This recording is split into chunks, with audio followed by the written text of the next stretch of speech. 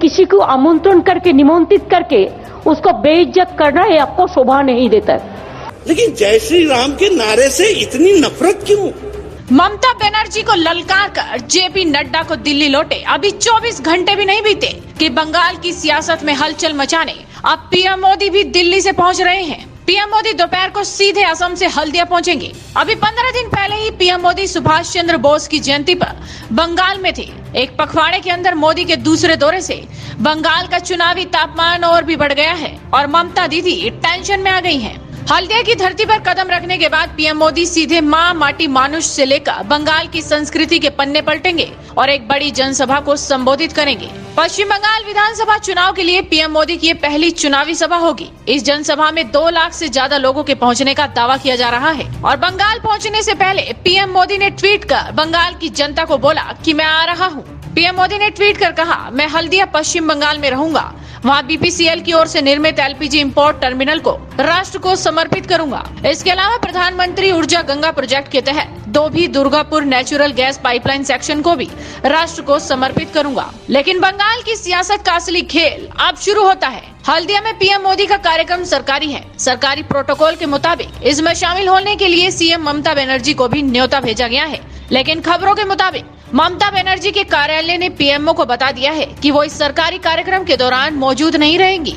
और अब सवाल ये उठता है कि आखिर ममता बनर्जी पीएम के साथ एक सरकारी मंच पर मौजूद क्यों नहीं रहना चाहती हैं? दरअसल अभी 15 रोज पुरानी ही बात है जब पीएम मोदी कोलकाता में नेताजी सुभाष चंद्र बोस की 125वीं जयंती के कार्यक्रम में शामिल हुए थे। सुभाष बाबू पश्चिम बंगाल के सबसे बड़े नायकों में से एक हैं। लिहाजा ममता बनर्जी भी इस कार्यक्रम में मौजूद थी। बंगाल सरकार ने इस कार्यक्रम को अलग से भी मनाया था। 23 जनवरी को जब विक्टोरिया हॉल में ममता दीदी के बोलने की बारी आई तो कार्यक्रम में मौजूद कुछ लोगों ने जय श्री राम का नारा लगा दिया। इससे ममता बनर्जी बेहद ही भड़क गई और भाषण देने से ही इनकार कर दिया। और सिर्फ इतना ही नहीं, ममता ने पीएम मोदी के सामने ही अपने गुस्से का इजहार कर दिया और कह दिया कि सरकारी कार्यक्रम में इस तरह बुलाकर बेइज्जती करना ठीक नहीं है।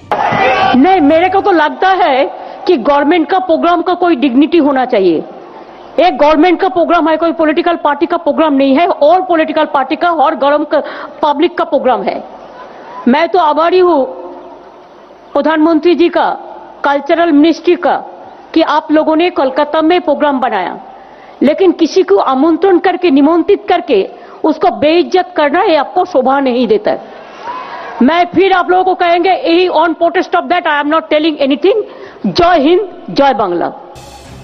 और अब जब पीएम मोदी के साथ ममता को एक बार फिर से मंच साझा करने का मौका आया तो उन्होंने साफ इनकार कर दिया, क्योंकि उन्हें डर है कि इस बार फिर से अगर जय श्री राम का नारा लगा दिया तो उनकी बेइज्जती होना तो तय है। और इधर बीजेपी इसी जय श्री राम के नारे पर खेल गई।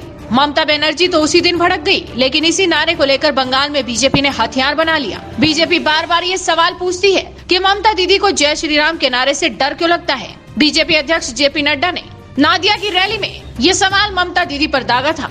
लोगों ने नारा लगाया जय श्री राम का, लेकिन जय श्री राम के नारे से इतनी नफरत क्यों? क्या दिक्कत है? क्या भारत की संस्कृति के साथ जुड़ना गलत है? क्या अपने महापुरुषों को याद करना गलत है? क्या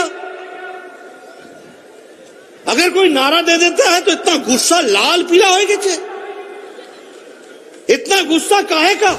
फिलहाल बंगाल चुनाव को लेकर बीजेपी आक्रामक तरीके से चुनाव लड़ने की तैयारी कर रही है और पीएम मोदी इसी के चलते बंगाल पहुंच रहे हैं। देखना होगा कि पीएम मोदी के इस दौरे के दौरान ममता बनर्जी किस तरह का रिएक्शन देती हैं। तो आप भी इस वीडियो को ज्यादा से ज्यादा शेयर कीजिए और आपके अपने चैनल हेडलाइंस इंडिया को सब्सक्राइब कीजिए।